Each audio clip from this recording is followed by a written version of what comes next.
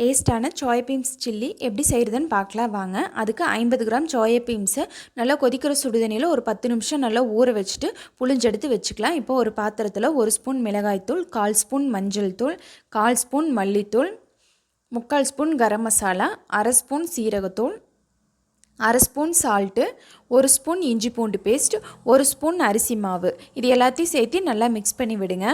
இப்படி நம்ம ட்ரையாகவே சேர்க்குறதுக்கு கொஞ்சமாக தண்ணி ஊற்றி கொலன்னு பண்ணிக்கோங்க. மசாலாவை இப்போ பாருங்கள், இந்தளவுக்கு தண்ணி ஊற்றி நல்லா கொலன்னு பண்ணிக்கோங்க. ரொம்ப தண்ணியாகவும் இருக்கக்கூடாது, இந்தளவுக்கு இருக்கணும். இப்போ நம்ம ஊற வச்சு புளிஞ்சு வச்சுருக்க சோயா பீன்ஸை இதில் உள்ளே சேர்த்து நல்லா மிக்ஸ் பண்ணி விடலாம். இது 10 நிமிஷம் நல்லா ஊறினதுக்கப்புறம் நம்ம பொரிச்சு எடுத்துக்கலாம். இப்போ பாருங்கள், சூப்பராக ஊறிடுச்சு.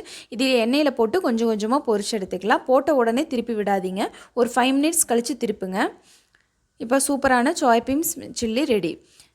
இப்போ நம்ம சில்லி பொரிச்சதுக்கப்புறம் அதில் மீதி இருக்குள்ள மசாலா, அதில் ஒரு பெரிய வெங்காயத்தை நீல வாக்கில் கட் பண்ணி உள்ளே சேர்த்தி எண்ணெயில் ஒரே டைம் போட்டு பொரிச்செடுத்து நம்ம பொரிச்சு வச்சுருக்கிற சில்லி மேலே போட்டு சாப்பிட்டிங்கன்னா நம்ம பச்சை வெங்காயத்தை போட்டு சாப்பிட்றத விட இது சூப்பராக இருக்கும். நீங்களும் ட்ரை பண்ணி பாருங்கள். என்னோடய சேனல் பிடிச்சிருந்தா மறக்காமல் சப்ஸ்கிரைப் பண்ணிக்கோங்க. தேங்க்யூ.